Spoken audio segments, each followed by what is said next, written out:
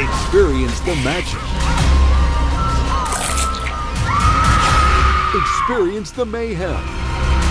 It is a small world after all. Experience Screamboat in theaters April 2nd. Hey everybody, we are live. Welcome, welcome. I know some of you will be filtering in as we go live. I am here with the cast and director of Screamboat, and I'm gonna have everybody go around and introduce themselves. We're all very excited to be here with you, and we've taken some questions from you as well, so sit tight and we'll get to it in just a moment. Do you wanna start over here with the director? Sure thing. I'm LaMorte, the writer, director, and producer of Screamboat. Hi, everybody. I'm David Howard Thornton, and I am Steamboat Willie. Hi, everyone. I'm Amy Schumacher. I play Amber, and I'm also one of the producers. Hi, I'm Allison, and I play Selena. Hello, my name's Jesse Posey, and I play Pete. Right? Okay, Pete. Yeah. There's going to be a lot of that today. He's goofy now. All right, great. I am pulling up chat here. So we are live streaming on several Instagram accounts. Where are we live right now? We're on Screamboat and anywhere else. If you want to chat and ask the cast and director questions, we're going to see those live, and I can let them know what you think. So first, we have some questions from you all. And this is a big question that I'm curious about too. We actually have the, well, I don't want to answer the question by saying it. We have something over here that answers this question. Is the mini, was it Steamboat or Screamboat Willie? It's Steamboat Willie, right? Even though the movie is called Screamboat? Movie Screamboat. We've been calling him both, right? Do you call your character Screamboat Willie? Yeah. Steamboat Willie? You call him Screamboat Willie? He's written as Screamboat Willie, but he is based on Steamboat Willie, and nobody knows what Screamboat Willie is yet. So we kind of liken it to Michael Myers in The Shape. You know, everybody calls him Michael Myers, but in the script and really cool action figures, he's just The Shape. So the character is Screamboat Willie, but for our purposes for now, Steamboat Willie. Can we not? But we can say Steamboat Willie. That's not like against any kind of rules. It's like a parody. Public domain. Great. Oh, it's public domain. Great.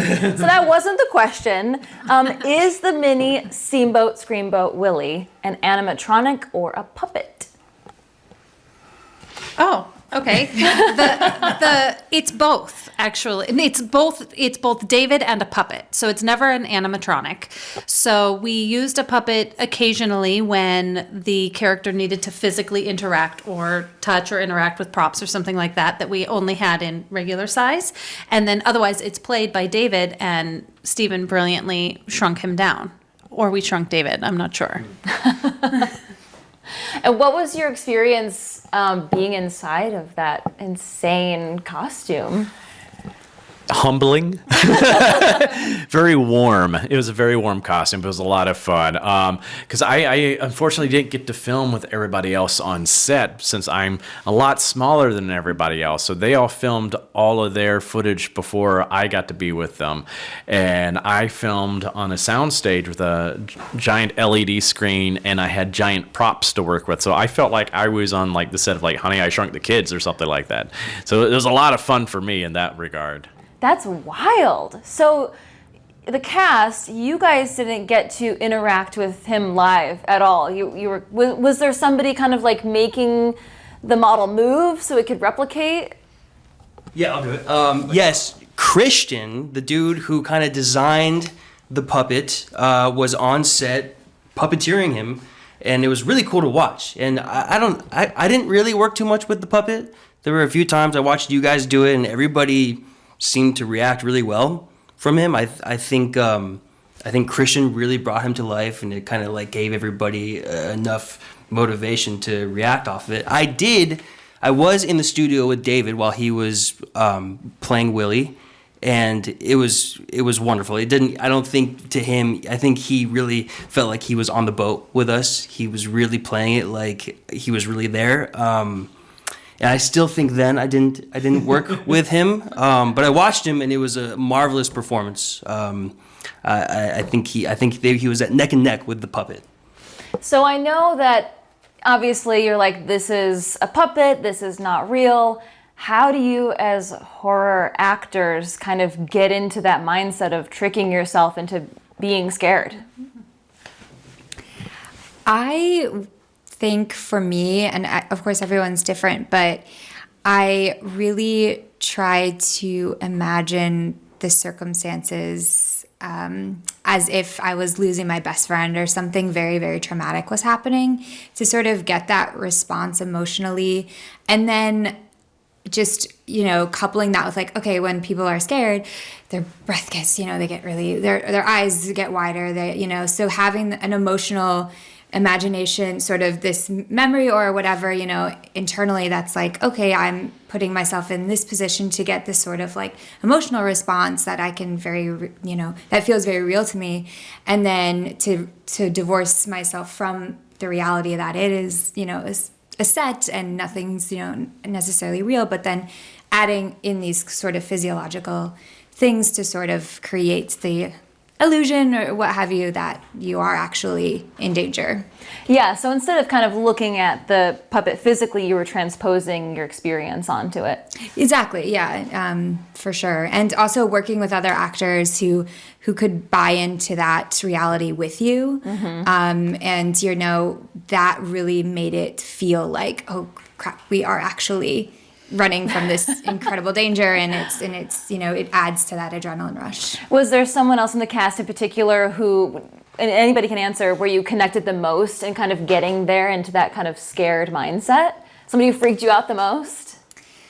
Like somebody, like another cast member who freaked us out? Well, I mean, someone who's getting in on it with you. Like, oh, if she's scared, I'm terrified. It's kind of like building up this energy. The three of us, for sure, I think kind of fed off each other. Steve always did a really good job of setting the tone and the stage for us before we started filming, like every scene.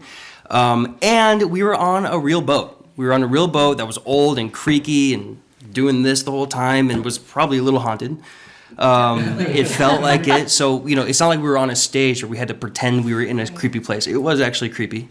And I think as one of us got into it, the rest of us would kind of follow, and we would just feed off each other more and more. So, well, speaking of the boat, we have another question that came from you all. What was it like to shoot on the Staten Island ferry? And did any of the cast or crew see any actual oversized mice on board? For me, the ferry felt like a character in the movie, and to what Allison was saying too, and even Jesse, like being down in the engine room of the ferry, it's dusty and dirty and creaky. It was creepy, and we were there overnight doing late nights, and we shot on the roof of the ferry, and you really felt like you were there. You didn't have to play your environment because the environment felt really real. I don't think we saw even like bugs or rodents or anything like that on the ferry we shot on. On the actual ferry, maybe that's not quite the case, but for me, there was an invisible. But he was he had a physiological reaction to the boat. Probably more of a me thing than the boat. We'll see. I don't know. I think being on the ferry though was just a big part of that, and also David came to the ferry at one point, but I think in our minds we pictured that David was Steamboat Willie, so it felt like he was there with us, you know what I mean? And the puppet's so lifelike and Christian's so great with working at it. It felt like we were all sort of there.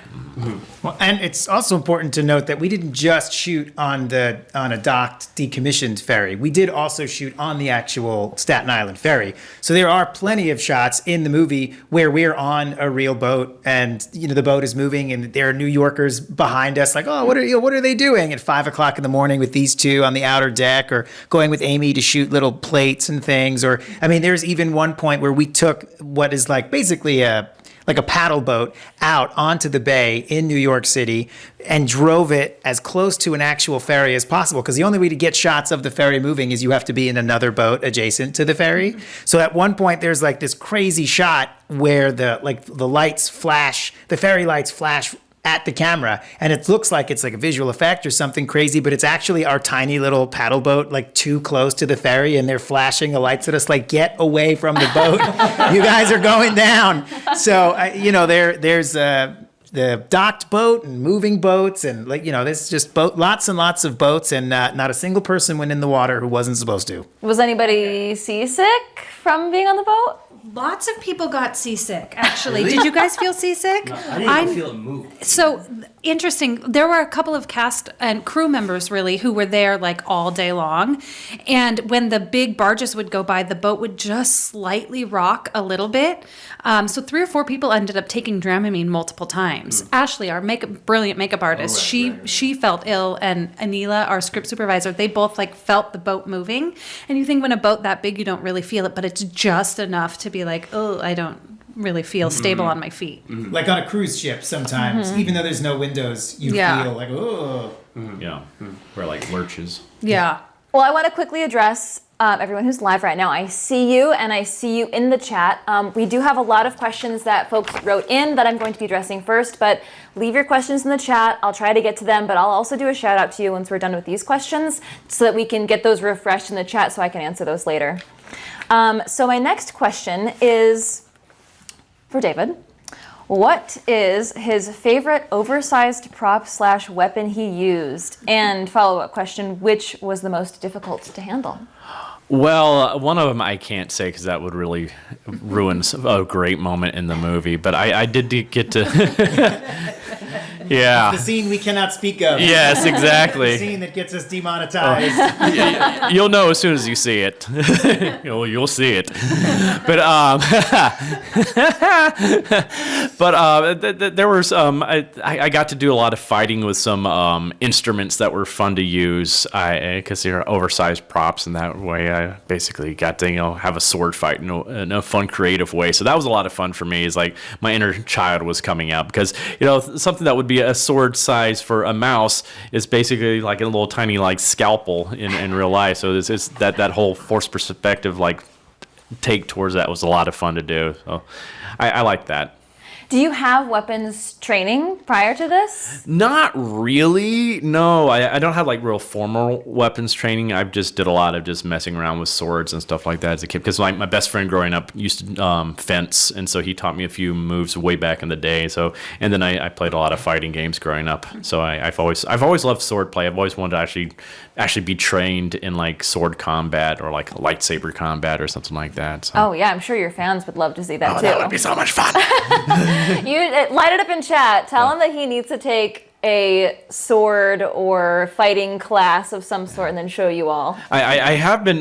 Like one of my friends, Carly King. She's really good with lightsaber combat. I'm like, you gotta train me in this stuff one day because I have my own lightsaber. So I'm like, I gotta learn. He's got it. He's got a lightsaber. Yeah. Say less. Yeah, you we can't spell gotta get you Darth on without that. art. That's true. Right? They just be. So. Well, so other than people possibly getting sick, what are some funny moments on the set? Well, I know, since I still have the mic, I can think of a great moment where I pulled a prank on Steven because with my wonderful makeup artist, Margaret Prentice, who has worked in this industry for decades, done amazing work, and I had so much fun working with her in the chair. I heard so many great stories from her. And one day she, for snacks, she brought in some milk duds. And I was like, oh, these look like rat pellets. And like, this is great. I got an idea. Can you help me out? She's like, oh yeah, you want to play a prank? I'm like, yeah, let's play a prank on Steven. And so I had her sneak up behind me one time when Steven was giving me some notes, and she put the milk duds in my hand, and I let them loose like I was pooping. It was fun. And they were hard. They bounced all over the... Yeah. So what was your reaction to that? Well, I was really, really, really stressed at that time. They say, you're directing. It's like Gone with the Wind in the morning and Apocalypse Now in the afternoon. Like it's just like we were dying and we were under so much pressure. And it actually came at the perfect time because it just brought me back to reality of like, he's a giant mouse. He's going to be a tiny mouse. that we're here to have fun, and actually was very, very helpful. So I was tremendously appreciative of it once I was done laughing, once I was done being really, really mad for like a split second. So yeah, it was good. Thank you. And thank you, Margaret. If you're out there, Margaret. Love you, Margaret. Thank you for your milk duds. And kind of to what we were speaking to earlier of having to get into this mindset of being scared and being in the moment, I'm sure you have to break it up with moments of brevity like that, you know, pulling pranks on each other. So were there any other moments of brevity? We have it. Okay, yeah. I mean, I laughed the entire time. I think everybody else laughed just as much as I did. It probably added years to our lives, which is. Shake the mic. Sorry. There was one moment where I think it might have been Allison's first day or first or second. It was kind of like the first week for all of us, and there was a really kind of emotional scene with Amy and Barry. Barry in the movie. Charlotte Conroy. Yes, yeah, amazing, incredible actor. Gave a really heartfelt, emotional performance, and we were all it kind of set the stage for how good the rest of the movie had to be. We kind of all like watched him do this, and we all felt like, all right, we all have to step up our game. And then following that was this other scene where we were kind of like on the floor with him, whatever. And I improvised a line after Amy's last line of the scene. I improvised a line that we couldn't get through, and I didn't really think it was supposed to be funny, but it came out funny. It was like really ironic, and we laughed so hard every take. It was, and those moments are the best. Whatever you're shooting, if you can't get through a take because you're laughing so hard, that's why you do it. And then I watched it. We watched a screening of it, and it played really well into the emotional aspect of the scene. And you would never know that we were like cracking up for 20 minutes before finally getting it. But things like that happen all the time, and it's like really a blessing on set to be able to have a moment like that where you can't stop laughing. I think it brings all of us together a little bit. But there were tons of moments like that where we just like in between every take. I don't know. Long nights on a boat in Staten Island, weird Staten Island. I think there was something. I know it's your hometown. I know there's just something about that where it's like, okay, if we're gonna be going till sunrise, we all have to like really keep up this fun, joyful energy. And I think you did a really good job of making sure that was the environment. Although that's what I got from you. I don't know what went on behind closed doors, but like for me, as the actor and all of us, he did a really good job at making sure that we were all up and joyful. And it kind of rubbed off on all of us, I think. Do you have anything to add? I did almost fall off the boat once. It was also early into the filming process. It was the first like emotional scene that I was like, all right, I was really nervous for it. I was preparing all morning, and I didn't really know anyone that well. And I was like, I'm going to be really cool and just be really good at this scene. And then it was raining really hard. And then I was supposed to basically run to a mark and turn and then say my lines. And I just slipped and fell almost right off the boat. But, 5 feet away from the Yeah. boat. I thought for sure she was going in, for sure. But then she got up like nothing happened. Well, I was eternally. She was sitting there for a second, and one of the assistant makeup artists, I was standing there like, let me just get out of the way while they like make sure Allison's okay. She's raining, and she goes over to me, and I'm in my EMT outfit, and she's like, someone just fell. I'm like, I know. I'm so glad she didn't go in the water. She's like, no, someone fell. You need to get out there. I'm like, oh, no. I am not a trained EMT. I'm not, like, I can't go out and help her. I'm not the set medic. Yeah, well, I'll tell you later. She was Probably like Marcus. slightly irritated for a second, like, go, help. Yeah. I thought that was really funny. Well, that's gotta make you feel good that your actors are here saying that you made them feel comfortable and having a lot of fun on set. It does, yes. I mean, we're a team, right? And I feel like whether it's in front of the camera or behind the camera, we're all working together to create something that's fun and memorable for the audience. And something that's I think is really cool, especially because when you're shooting digital, you can shoot a little bit of extra footage, and we can, if we have the time in the schedule, allow the opportunity to sort of play and experiment a little bit. And it's a Steamboat Willie horror movie, right? It's not the end of the world. We're not the stakes are high for them, but it's still kind of a silly thing. And I think being able to find those moments of humor are what keeps the movie moving and helps us. I mean, it's tough because in theory we should mourn people when they die, but it's a horror film with a really high body count. So if we stopped to throw a funeral every time someone croaked on the boat, like the film would be 12 hours long. So I do think it's helpful when they're able to bring that in. And as one of the writers on the movie, I could feel confident of like, okay, maybe that line is a joke. Or does it make sense that we're all being super serious here? Or, pacing wise, do we need something to get out of the scene that's a little faster? And when you have a cast as talented as these folks, they're able to take that direction and pivot and, okay, let's try it like this, let's try it like that. And it drives the Anila continuity scripty crazy because she's like, these two things won't edit together. And I said, well, I'm only going to use one. They don't have to edit together as long as, we have the material we need, and they all brought it. Well, before we move on to the next question, I want to check in with you all who are live here really quick. I'm seeing some really good questions in chat. We are going to get to them, so stick around. We're going to be here until around 7 p.m. Pacific time.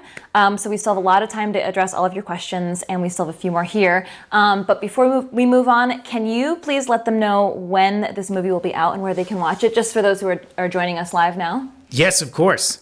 Let's see if everybody remembers. David? April 2nd. April 2nd. Screamboat will be in theaters all around the world starting April 2nd. Yes, you get a treat. Milk duds off the floor. The April 2nd, the movie will be in theaters, and it will, it's playing all weekend, but we're only guaranteed 1 week. So if you were watching, you got to go out there right now, and you have to reserve your tickets because our ability to not just be in theaters, but to stay in theaters is based exclusively on pre-sales. So we need people to, if you're planning to see the movie, just look at your schedule, pick when you want to go see it.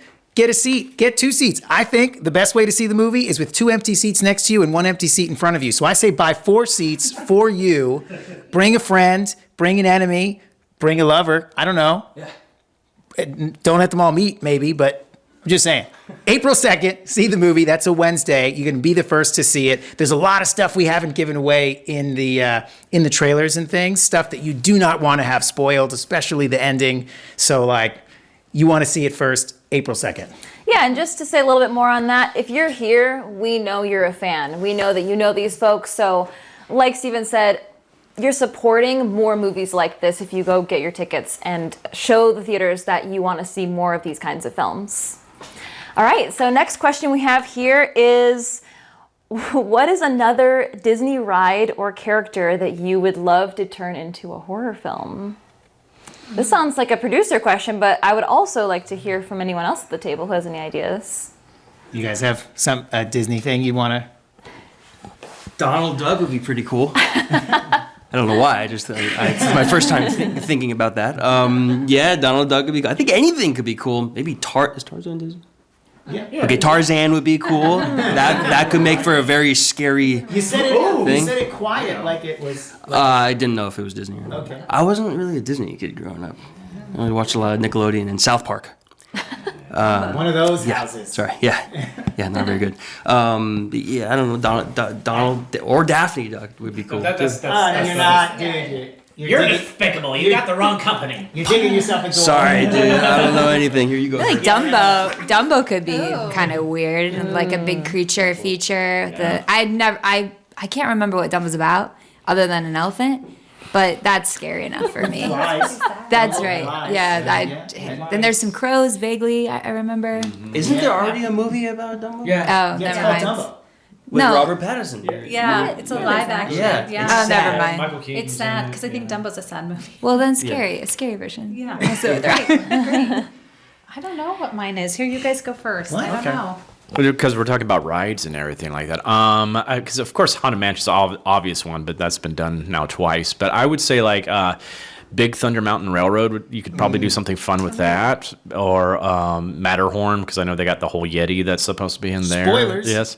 It's 60 years of spoilers there. So I was like, if you haven't been on the Matterhorn, or Splash Mountain, do something fun with Splash Mountain. Bring Brer Bear and Brer Rabbit and Brer Fox to life in a creepy, scary way, I guess. It's my favorite ride of all time. I know, I miss it.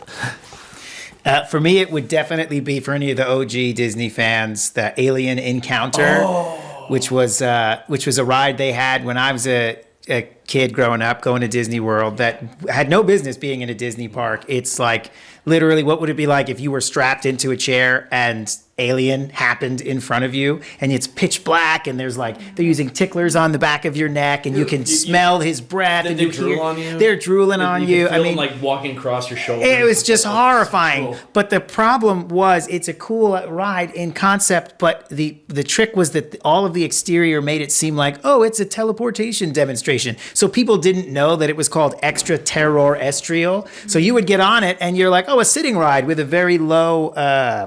The height restriction's low because you're just sitting in a chair the whole time. Scared the hell out of me. And I was like, this is, what sick person would do this? And I would like to be the sick person that does that. I think that'd be great. That's ready to go. That, or maybe Captain EO, bring him back. Oh, yeah. Scary for a whole bunch of other reasons. Yeah, deep cuts, baby. Deep cuts. Deep cuts. Hell yeah. The people mover. A scary Peter Pan might be cool. Yeah. You know that. That's why we have one mic, so that Jesse gets a second to filter his thoughts. It's okay. You're doing great, buddy. Don't ever filter yourself.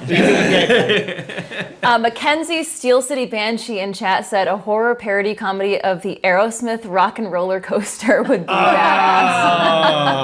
It's just Steven Tyler just in close up. That's Now. it. Scary. Right now. Good soundtrack though. That'd be Is that an old lady or is that Steven Tyler? I can't tell. be nice. He could be watching. I know, and I love him. I hope he is watching. I hope he's watching. See our movie, Aerosmith. We have another question for David. What is David's favorite thing about playing Steamboat/Screamboat Willie? My favorite thing about playing Willie was having a chance to return to a character that basically started my whole entire acting journey as, Mickey. Oh boy. Because I have a long history with this character. My first real big role that I ever played in outside of church theater was in my middle school production of Mickey's Christmas Carol, and I was Mickey Mouse in that. And my mom encouraged me to do that because I was very shy in school and I was being bullied a lot, and she wanted my classmates to see the other side of myself. And that's when I discovered my joy of making people laugh, because we had things go wrong during the show. Like at one point, like the set fell down on top of Scrooge and I was like, "Oh, Mr. Scrooge, I think we have rats." and then we had the best part, I thought, was we had the Cratchit family dinner scene, and we had this little table on set, and we had a little tiny chicken on it, and the table broke and shot the chicken over the audience. And I'm like, "Oh well, I guess we're having fast food tonight, folks." And it's just I was just improvising in making jokes, and I was like, "Oh, I love this feeling." And this is I want more of this. And my mom encouraged me to go do more theater and get involved with the community theater, and that's where the love of this craft came about, was playing that character. So it was fun for me to come back and play that character per se in a completely new and creative fashion. And I was as soon as Steven told me that he had this in mind, I was like, absolutely, I have to come back.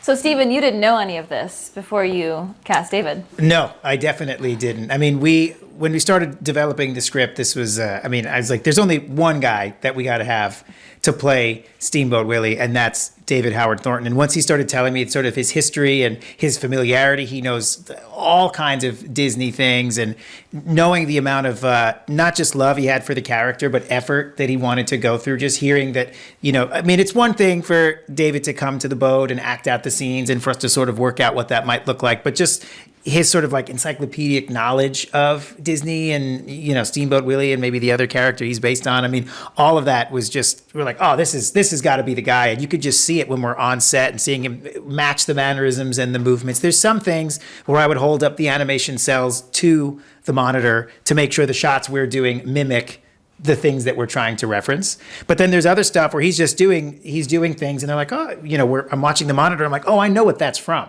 And that's, just commitment to craft and someone that really cares a lot. And it shows in your performance for sure. Where was that with you, Allison? Yeah, no, I sucked. What's that? That was dark. That's the humor. Wait, what sucked? No, just me. No. No, we want to hear more. Just have to see. Hate watch it, I guess. We're drifting. Get us out of here, Jess. Well, so Stephen, we have another question here from Natalie6277, and they asked, what gave you the idea to turn Steamboat Willie into a horror movie?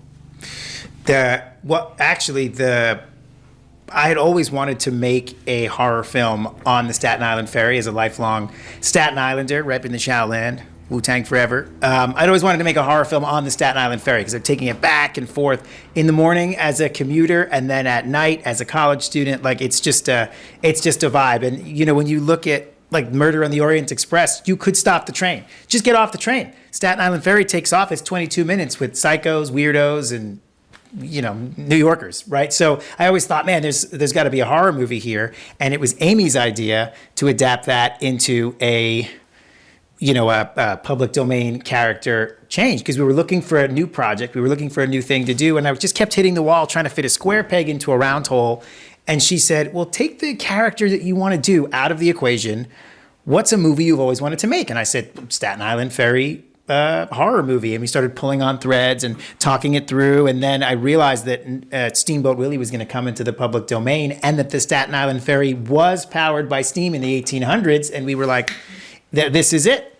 So listen to your wife. That's the moral of the story. That's the moral of the story. Yeah, do you want to speak a little bit more on that, on your idea? Well, that's very generous for you to say that. I think that when we were working it through and having just done the mean one also, we had so much fun with that one. And once we learned that Steamboat Willie was coming into the public domain and we had freedom to really use the character and really honor the character in a way that we didn't necessarily get to in the last film, we knew we wanted to dive as deep into that as possible. And the fact that the Staten Island ferry ran on steam, and were we the first film to really get to film, first feature to film on a Staten Island ferry because we had access to the decommissioned ferry. It was like all those little pieces falling into place allowed us to honor the IP and make something like fun and different and silly with it. Other movies have shot on the ferry. No one has set a whole movie on the ferry. We are the first. Got it. Yeah. I love that. That's a great fun fact for the audience. Mm-hmm. That's huge. Yeah. Did I hear somebody else? No? What would you have done if you didn't do Steamboat Willie? Like was it, I can't. I know. and he still would have called me. Our next film, I hope we still do next. You mean on the like if this thing was 10 years away from being in the public domain, Yeah. what did you have something else in mind before this I fell into did. your lap? Yes. You mean you're talking about for shooting To shoot on the ferry? yeah, you've always wanted to shoot on the Oh ferry. yes. Okay. you go. Yeah, probably. It's the original idea was like a murder mystery, right? So it was like the like Murder on the Orient Express, but on the boat. And the idea was because we would never be allowed to shoot on a Staten Island ferry. Surely no movie has done it for a reason, right? They don't let you stay on the boat. You have to get off every 30 minutes, even if you have a permit, because there are no privately owned ferries, or at least there weren't at the time. So the idea was that it was going to be like real time, like Birdman or any of the other movies that were made in one long continuous take, and it would start on land. There would be a crime that happens the second the boat takes off, and they'd have like 22 minutes to figure out who done it. And then they'd figure out right as the boat was docking, and then we'd have to like chase the killer off the boat, which is like fine. It's a good idea. It's fine. There's a reason I never made that movie. I think this one's got a little bit more pep to it. So I'm happy with the choice I made. And if anybody wants to fund that other movie, I have a boat and an idea and a dream. And some actors. And a bunch of very good actors. But if you see David there as a preacher just reading the newspaper casually, maybe you know who done it. It might be obvious who did it. All right, so we have a couple more questions here, and just a reminder, I see everybody in the live chat right now, and we will get to your questions, so keep them coming.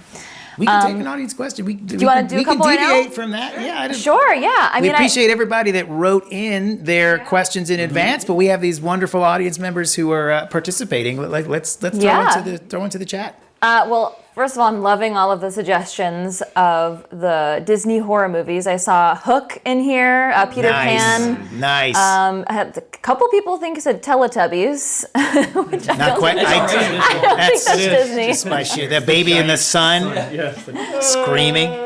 I saw one a while back, so I don't have the username here, but someone asked if there will be merch, and they want a Steamboat Willie plushie. Oh. It's coming. It's coming. The plushie is in the works and will be here, and then there's an exciting announcement. I think maybe this week we'll have some shirts available. And then we have these shirts. These shirts will become available very soon, but then there are 2 other very cool designs that are coming out this week, and then more merch will be rolling out. Coloring book, plushie, stuff like that. Hats, hoodies, that kind of stuff. And where will they be able to get them? The 2 shirts that are coming out are on Rock Rebel and Yeah. Scarecrow. I mean, we were going to do a formal announcement, but if you're tuned in, that means you're a super fan. Rock Rebel Shop and Scarecrows both have the first 2 officially licensed Screamboat shirts, and then we're going to be launching a line that features our logo, which is going to go live this week. You heard it here first. It's going to go live this week, and if you order, I think in the next week or so, you can actually have this stuff on time to see it in theaters April 2nd.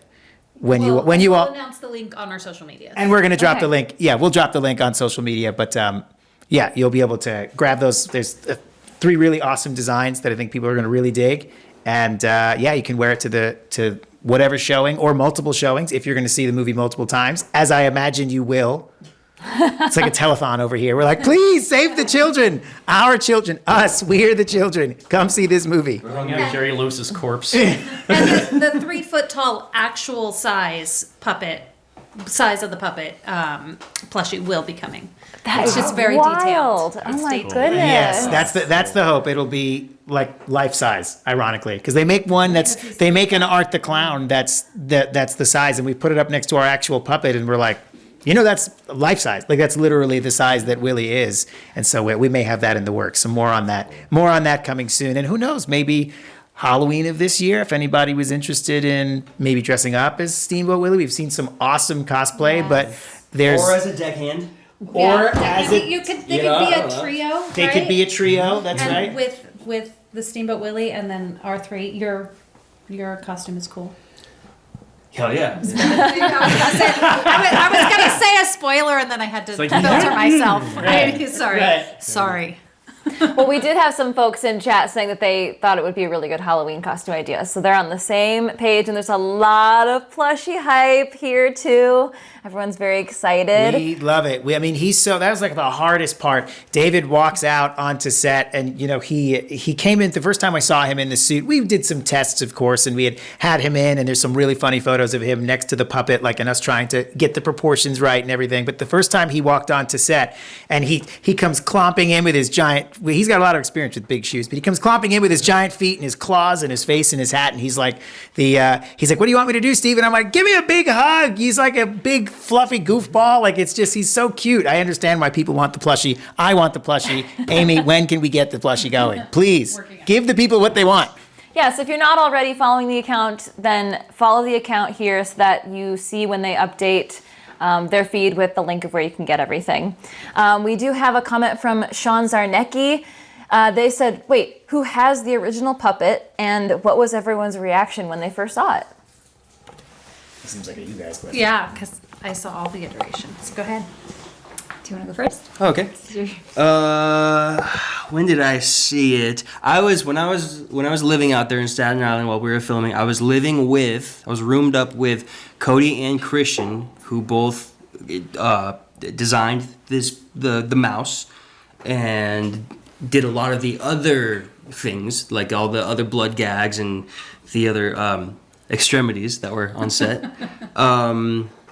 And I think I saw it being built as I was in and out of my house. If I was coming home from working or on my way out or in the living room, they had a huge setup of everything being worked on. And along with a severed head and other things, there was Willie, and I was really, really, really blown away at the detail in his face.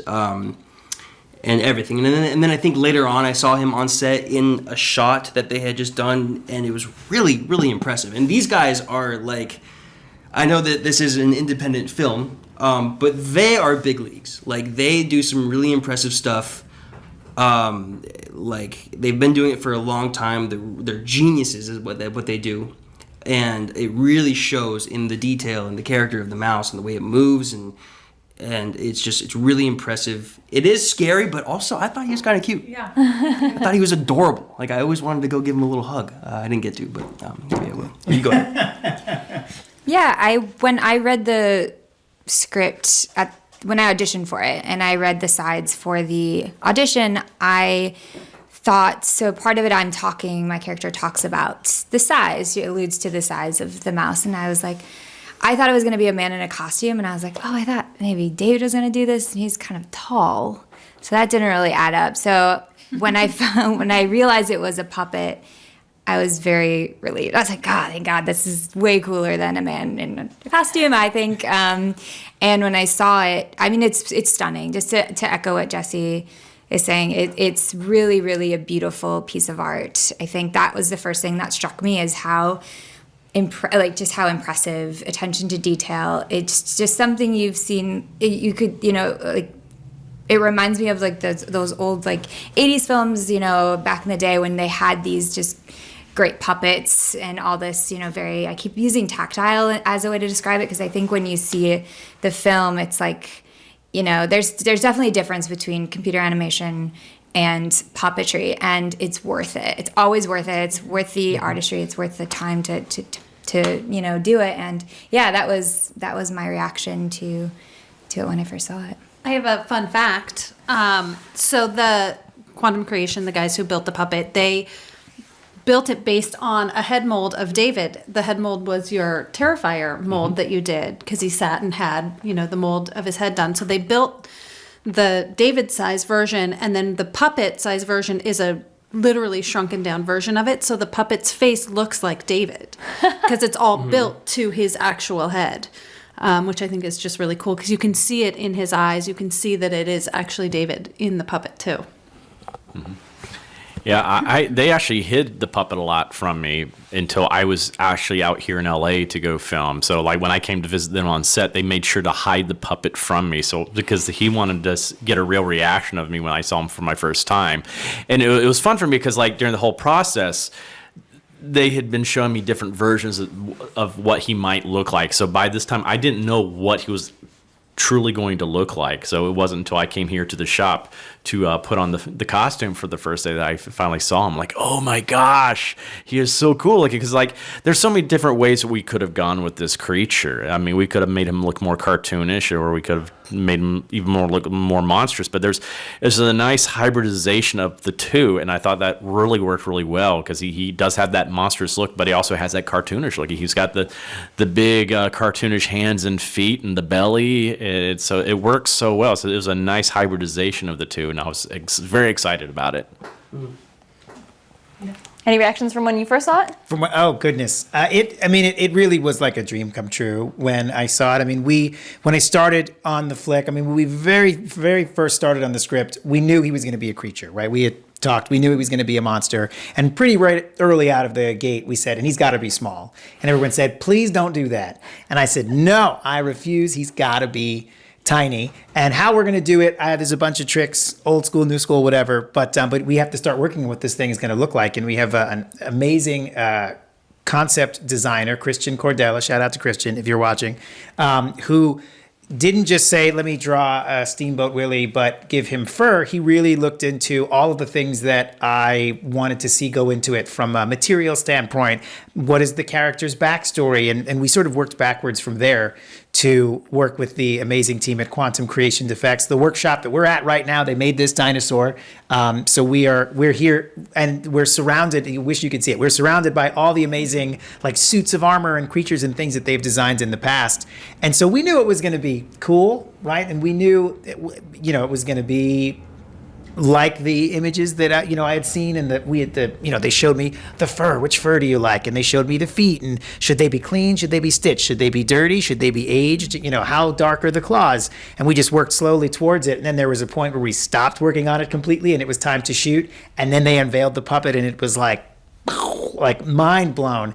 And I thought, surely I won't be impressed again. Then we saw the full-size suit on David, and the puppet looks like David. But when we saw David in the suit, now you're seeing all of the love and energy that went into sculpting the mouse and having it be something that not only looks like Steamboat Willie, but is functional, something David can act in, was where we knew we had something special, because you could see his brows moving, you could see his nose moving, he could smile, he could make the whistling face. I mean, these are all things that are very, very complicated to do, and be able to just point a camera at it and shoot him and say, try whatever you want. We build a robot, it can only do so much. And with David, if he wants to dance, he can dance. If he wants to whistle, he can whistle, more or less. Mm-hmm. If he wants to breathe, like all of that stuff. So seeing him in the suit, stand next to the puppet, and then move, I was like, that's Steamboat Willie. And I'll never forget it. It happened in that room right over there. You can't see it. We've really hyped this up. I'm so excited to see it on screen. It sounds incredible, and like such a creative process to put together Steamboat Willie, like how he looks and how he feels. And was there a long makeup process for that as well? Yes, there was a long makeup process. I was in the chair for about maybe 3 to 4 hours a day getting the makeup on, and it's a long process, because there's a cowl that they put on me first that covers my whole entire head except for my face, and so I can't really hear that well in that thing. It's kind of funny because I have these giant ears, and still I'm like, what? Anytime they're giving me direction, what?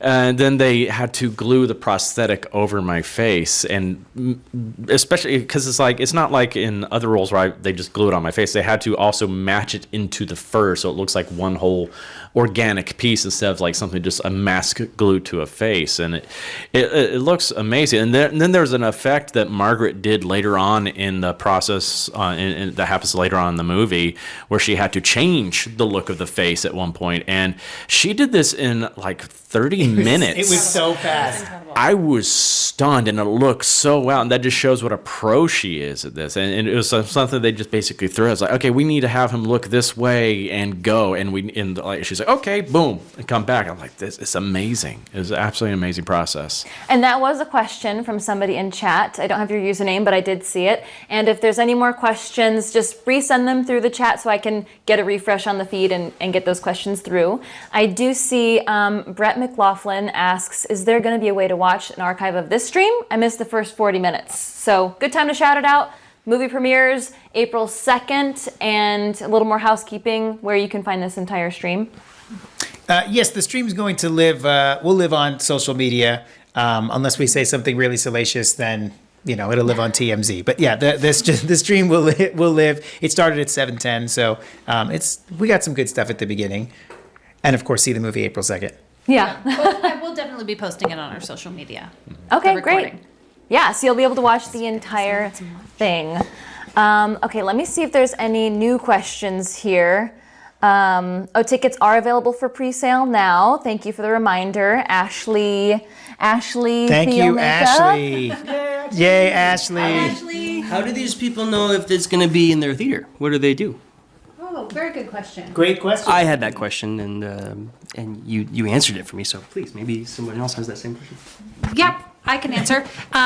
There is one link. We've been linking it in a lot of social media posts, but also if you go to our website, steamboatmovie.com, there's one link. So you can type in your zip code and it will tell you any theater. So if you're near a Regal or you're near a Harkins or an AMC or whatever, it'll pop up which options are, so you don't have to individually search each one. And there are more theaters coming. That's a great question, Jesse. Good job. There are more theaters are going to be added. So there are some theaters that aren't listed on that site yet at screamboatmovie.com. So just check. And if you want to have it at your theater, you can also ask, because that does get back to us. If you want to see more showtimes, like it's already playing at your theater, or maybe the showtime is sold out. We know there are some spots where people are seeing, they can't get the showtimes that they want. You can always request that, because the theater owners and the chains, they listen to stuff like that. But you go to our website, you click the tickets button, or you're on social media, or you click the link in our bio, and it'll show you right where it's showing nearest to you, and you can buy the one of, I assume, 10 or 20 tickets that each person watching this is prepared to purchase in advance. And are these USA screenings only? We have a couple folks asking about Canada and Europe. Yes, the movie is definitely going to be playing in Canada. So if you can use that same link. As far as Europe, the movie is opening worldwide right around the same time, so either that week or the week after. So you just have to take a look and see where it's playing. Oh, you didn't know that? You're watching Jesse. If you pan on over it, you can see you're watching Jesse find out in real time. Incredible, dude! Congratulations. Yeah, thank you. We hadn't formally announced it yet, but yes, the movie is going to be playing in different countries all around the world, right around the same time. So whether it's the week of or the week after, you'll be able to see it. And right now they're dubbing it, which is crazy. And What about South America? I have to wait and see, man. Just follow us on social media. As soon as they announce it, we announce it. But the movie is going to be everywhere. But if you're in Canada, you can check the showtimes using our website. It's a small world after all. And we did have a couple questions in That chat. would make a good horror movie. Just being on that ride. Just ride that I ride. got stuck on that ride one time for 15 minutes. That was a horror movie. Yeah, was the bad. song plays Yeah. over It and just over keeps and playing. over and over. That's Yeah. the horror movie. Yeah. It's just an hour and a half of POV you sitting on that boat. Yeah. That'll do it. That's the real Screamboat. Get me off. We did have a couple questions in chat that were actually addressed earlier, so be sure to watch the replay of the entire stream, such as funny moments on set and where to get the merch. But as always, follow this account because they'll be posting more about merch and tickets right here. We did have another question that I would love to know the answer to. Great question from Perfect Turd Podcast. Nice. Have you received any hate or pushback from Disney purists? I've seen a little bit. I've seen a little bit. I've seen a little bit too, or people that feel like they don't want to see us ruin a character or something like that is how they feel. And my only thought is give it a chance, because it's made by people who love Disney, and there's a lot of lore and there's a lot of Disney reference and a lot of love in the movie that I think may be unexpected for people who feel like we're just trying to, stick it to Disney or something, which isn't necessarily the case. But the short answer is yes. What did you experience? Yeah, same thing of like, why do you have to ruin a thing from my childhood, or why every time something gets into the public domain, do you have to ruin it with a D-list movie? But I always say, like, I was a part of. I was in a show that was about somebody's life, and there was constant pushback about it. And I always thought, like, dude, just watch the show or watch the movie, and like separate the lore of it, the lifelong story. See if you dig it, and then like introduce that back in, and shut the fuck up, like just you know what I mean? Like it's a movie, dude. It's fun, it's entertaining, and then if you can just like let go of that and I don't know, just appreciate it for what it is. It's a lot of fun, dude. Like if you go in with like you said, with an open mind and stoked about it, I think it could be cool. That's what I thought. Yeah, I agree. If I may, thank you for that candid answer, Jesse. I think it's also relevant that Steamboat Willie and Mickey Mouse, some of these Disney characters are maybe not necessarily oriented towards folks our age. There's plenty of people who love Disney as adults, and that's awesome. But, if I see a Mickey Mouse or Steamboat Willie on TV or Disney Plus or what have you, it's not really for me anymore. And I think there's something really cool about having love and nostalgia for something that you were really connected with as a child. And, now I'm into horror movies, and I'm into, comedies and crazy salacious jokes and gore and stuff. So for me, being able to get that nostalgia and that love for this character reignited, but through a lens of something I dig now, I think is what better way to honor and appreciate something that you care about, especially considering, we're definitely making some changes, but the core of it is very much Steamboat Willie. Well, kind of on the Disney note, I have a question from Lost Ballads for Stephen or Amy. How many Disney references were in the movie, if there were any? I actually don't even know quite how many are in there. I think some even got added when we were on set and we were in the mindset of it and we started like playing with some stuff. We did have a fun group of people turn the Disney references into a drinking game where the second time they saw the movie, because they went to a fan screening, they saw the references and wanted to catch them. And other people told us I saw it at a second fan screening and caught more than I even caught the first time. So I don't know. There's a lot of them. There are some, you see Steve has some deep cuts. Actually, Dave does too, but like ones where I didn't even know that they were references that later learned they were references. Half of my references I didn't even know were references. Well, perfect. Then you authentically said them. Right.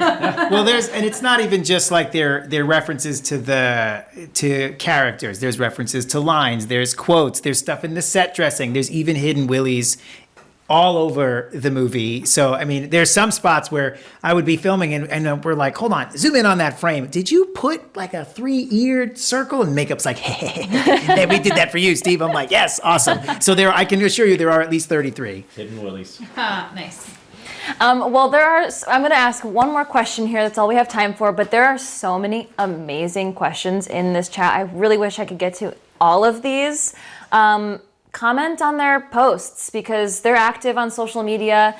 You might just get an answer back, and they're a wealth of information on this film. So ask those questions, comment on the posts, and we'll just end the live stream with one last question. We got this a lot, so this goes to David.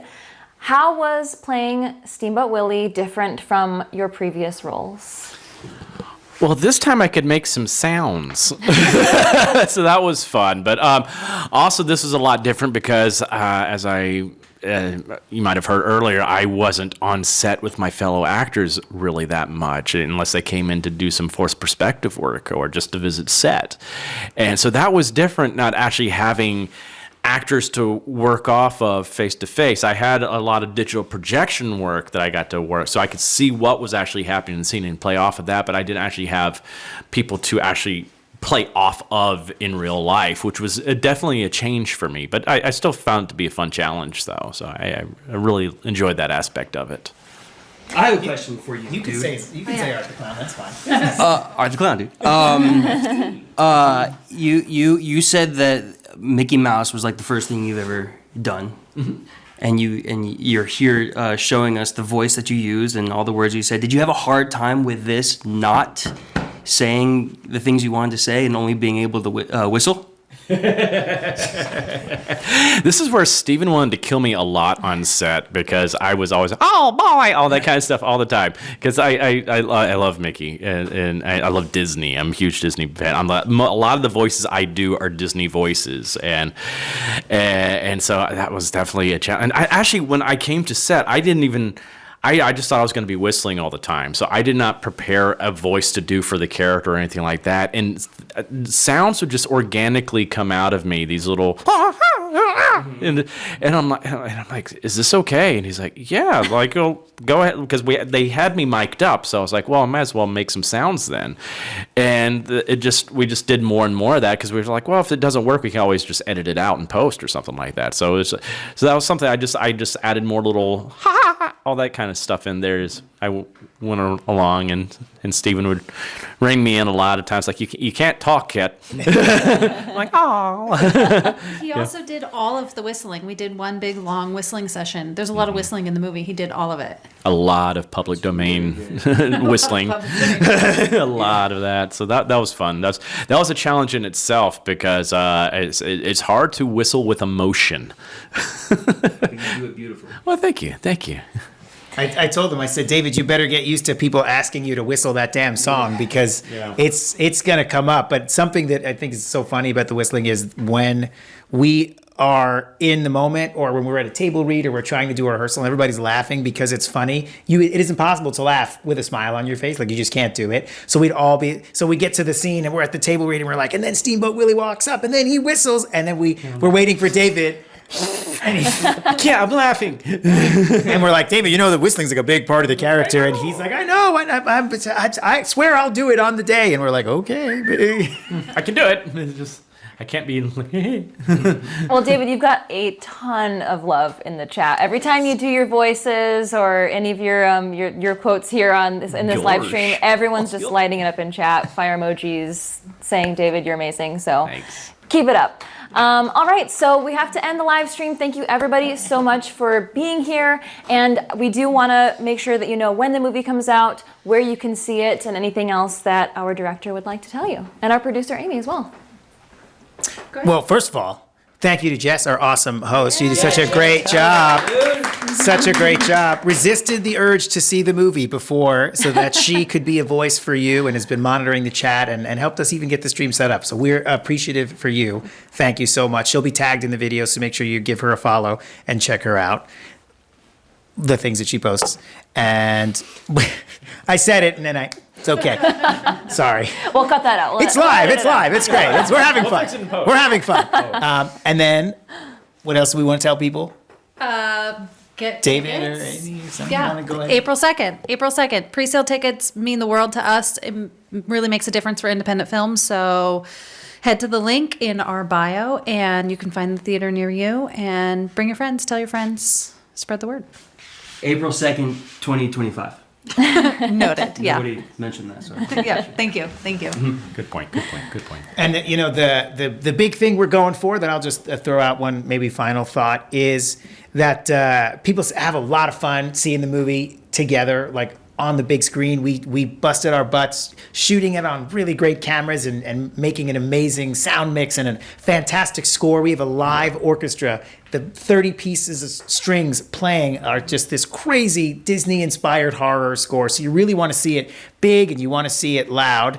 And something that we noticed is that people who came to the early screenings were like, oh man, I want to see it again, or I want to bring somebody to see it. But we're really only guaranteed that first week, that one weekend, to be in theaters. And if people show up, that's how we're able to get extended and get a second week, a third week. They said the mean one would be in theaters for one weekend, and we ended up 5 weeks we stayed in theaters because of people like all of you who are watching the stream now, coming out and supporting. If you've already seen the movie, telling people that you liked it. If you haven't, just giving it a chance early, maybe seeing it again, telling somebody. That's really the best thing you can do. We don't know who you know. So just helping us spread the word is the best you can do. And let's, let this independent film, something different and original-ish, have a life of its own, beyond just that 1 week.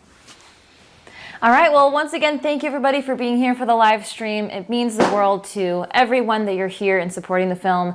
And make sure you're following this account so you can stay up to date on all of the fun merch that we mentioned earlier, and whenever this video will go live on the page so you can catch up with any of the fun questions that you may have missed in the beginning.